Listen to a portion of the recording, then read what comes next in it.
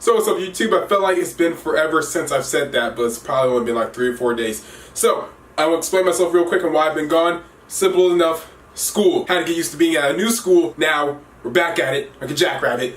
Let's get started. So WWE Backlash, the first ever SmackDown only pay-per-view. My whole thing on the whole SmackDown pay-per-views, Raw pay-per-views is that don't have them at all. I appreciate the attempt that WWE is trying to do of having all these pay-per-views. For one, it gives them more money because at the end of the day, they're still business and business needs money. But it's too much. You're not getting enough weeks for these matches to build up, and I really don't like it. I would love to see them do kind of like what NXT does, is wait like months in advance between each takeover. It gives matches time to build up. Then there can be certain episodes of Raw and SmackDown that could be so good. But at the end of the day, I'm not creative. I'm just a fan, and that's why I'm making this video. So here are my WWE Backlash 2016 predictions. Tag Team Championships. So we saw the Usos turn heel, something that I like a lot. Only if heel turns could run in the family. But they're gonna be taking on the Hype Bros because they injured Chad Gable of American Alpha, and I don't really know if that's a real injury or not, because if it actually is, get well soon, Chad. And if it isn't, then you sold it good, Chad. They're gonna be taking on the Hype Bros to see who faces Rhino and Heath Slater for the Tag Team Championships later that night. They're not gonna do Hype Bros versus Slater and Rhino again, so Usos. And for the main Tag Team Championships, I love me some Heath Slater right now. And I also love Rhino. If you're gonna establish the Usos as a top heel team, then you should probably put the titles on them. And who knows, I'll just make Heath Slater look even better. Now he really has to go for it.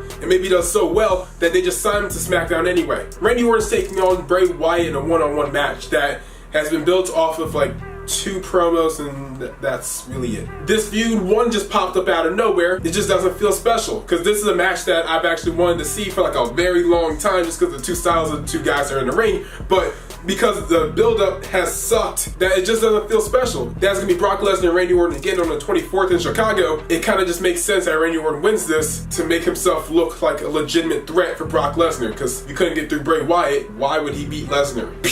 Common sense. The Women's Championship match, a 6-pack challenge. I like 6-pack challenges because I like seeing a bunch of spots. And personally, this is the only match on the card that I really see, besides the main event, I'm actually gonna enjoy. A lot of people are kind of hating on the women's idea, but if they did another tournament, it'd just been really pointless because again, you only have 6 women, 7, but I want Becky Lynch to win. In kayfabe wrestling, Becky Lynch actually sucks because she never wins the big one. But in the minds of everyone that's above the age of 8, we love her. So who do I want to win? Becky Lynch. I actually think they're gonna put her on Alexa Bliss. She plays the heel gimmick perfectly. Everything about her, she naturally just looks very upset or blissed off. I don't like saying that. That sounds just cheesy. It really works for her, so I wouldn't be surprised if they actually gave her the SmackDown Women's Championship. Dolph Ziggler's taking on The Miz. The Miz, who is literally your best heel on the WWE main roster and probably in wrestling right now. All I see this match is the Daniel Bryan versus Miz match that was almost like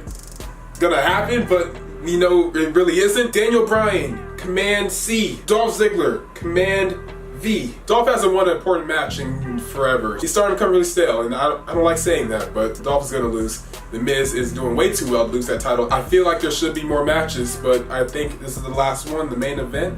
Is that the last one? I was really hoping for Milkman versus Kane, but you know. AJ Styles is taking on the WWE World Champion. Is it the SmackDown World Champion? I honestly don't know where they're going with this now. But the WWE World Champion, Dean Ambrose, in a reign that's been kind of bleh. He's kind of been shown as Jon Moxley character a little bit, which I'm kind of liking a lot. And I really can't wait to see the match, but the build-up for it has been around AJ's nuts. The match is going to be amazing, all right? The match is going to be great. But who I think is going to win? I want to say AJ really bad, but I'm going to say Dean Ambrose. I don't think it's time for AJ to win the title. I know.